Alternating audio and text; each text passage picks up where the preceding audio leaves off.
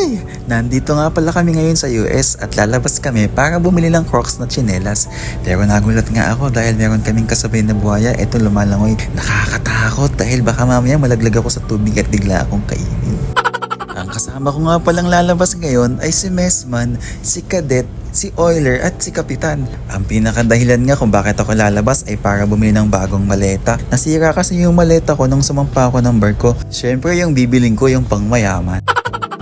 First time ko nga lang palang makalabas dito sa US kaya naman paglabas ko sobrang excited ko at parang gusto kong bilhin lahat ng nakikita ko. Kaso nga lang wala akong pera. Nag-window shopping na nga lang ako para naman malibang at ang una nga naming pinuntahan ay itong Nike. Ito kasi ang pinaka-paborito ni Kapitan at siguradong marami siyang mabibili dito. Gusto ko nga siya palaging dikitan kasi baka sakaling ilibre niya ako. Kumikinang-kina nga yung mga mata ko sa mga nakikita kong sapatos, sobrang gaganda. Yung iba nga dito ay hindi ko pa nakita sa Pilipinas.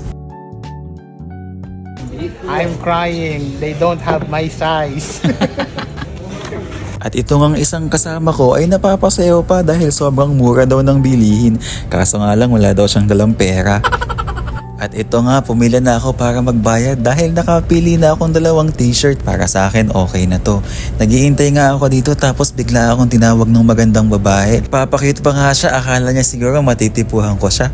Hindi niya alam, lalaki rin ang gusto ko. I thought it was the same shirt. I'm sorry. It's different, right? And your total is $32.98. And I just see. Oh, I thought that because they were both black. Yeah. That's all I saw. At dahil sobrang nalibang kami sa pagtingin-tingin ng mga t-shirt kanina, kumain muna kami dito sa Chili's dahil nakaramdam na kami ng gutom. Bahala ko na nga sanang mag-order dito sa Dipindot kaso nga lang ay ayaw gumana. Hiningi na nga lang namin yung menu nila at pumili kami ng mga pagkain dito. Eh wala naman kaming choice dahil ito lang naman ang restaurant na pinakamalapit.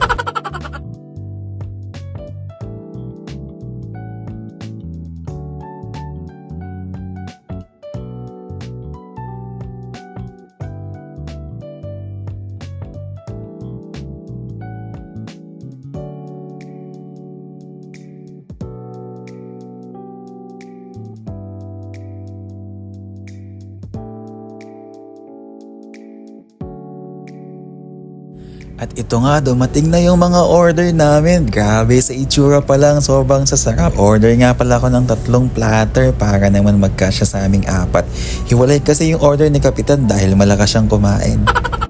At nagpatuloy nga kami sa pag-ikot-ikot dito sa Tanger Outlet dahil marami pa kaming hindi napuntahan. Meron pa kaming mga hindi nabili. At hindi ko nga napigilan yung sarili kong kumuha ng mga damit. Hindi ko alam ngayon kung saan nakukuha ng pera. Hala na si Kapitan.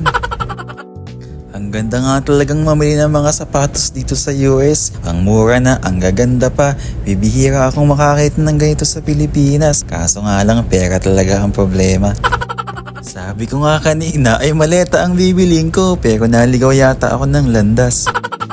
Dumaan nga rin pala kami ng Walmart para bumili ng kahit konting pagkain. Para naman sa bar ko meron kami kinakain habang nagchichismisan. Yun lang kasi ang aming libangan. Sabi ko nga kay Oiler ay videohan niya ako habang kumukuha ng tinapay. Pero sinuli ko rin naman pagkatapos. Points, kailangan niya? Just me, yes. It's your birthday? Yes. Happy birthday to you. Mine's Saturday. Oh, advance. Discount, yeah, the discount. Do you have birthday discount? Matapos nga naming bumili ng pagkain ay pumunta kami sa section ng mga patis. Dahil sa henerasyon ng mga sihiwan ngayon, patis is life na. Hindi na nga daw uso ang chika babes dahil nagbago na sila. Parang gusto ko tuloy maniwala dahil madalas ay under sila. At hindi pa nga natapos ang aming paglalakbay dahil nakaramdam na naman kami ng gutom. Pumunta kami dito sa Burger King at saktong kami lang ang tao dito. At syempre bilang chief engineer, inilibre ko na naman yung ibang mga kasama ko. Syempre mabait tayong tao. Charot! Ang napansin ko nga pala palagi sa ibang bansa, laging unli drinks sa kanila. Kung sa atin uso ang unli rice, sa kanila uso ang unli drinks. magkano ngayon yung... Magkano yung nagastos mo ngayon, Sarah? Secret. Secret na lang. Oo, pero naka-discount. Naka-discount. Mura dito sa US. Kahit may Mura. tax, mas mura pa din. Mura pa rin. Importante na naka-discount. Naka-discount. Ikaw- But that influence kami ni Chip Engineer sa isang kasama namin. Ikaw, magkano nagastos mo? Secret din sa... Secret din. Ikaw din? Nangutang na to. Mga pag-akin, 500. 500? Ay, maliit. Wait na bagay. Tanker. Barya lang. Bagay lang sa mga tanker boys. Ikaw, Chip, magkano nagastos mo? Ano yung ibang usapan? Wala akong nagastos. Mas malaking nagastos Pamasahe mo lang. sa akin. Sinong bumili sa guest? Matapos nga namin kumain ay sumakay na rin kami pa uwi. Alam nyo ba na ang driver namin dito ay isang Amerikano? Kaya naman kung sinakop tayo noon ng American, naiganti na namin kayo. Dahil driver lang namin sila dito. Charot! Yan lamang at sa muling pagkikita, maraming salamat!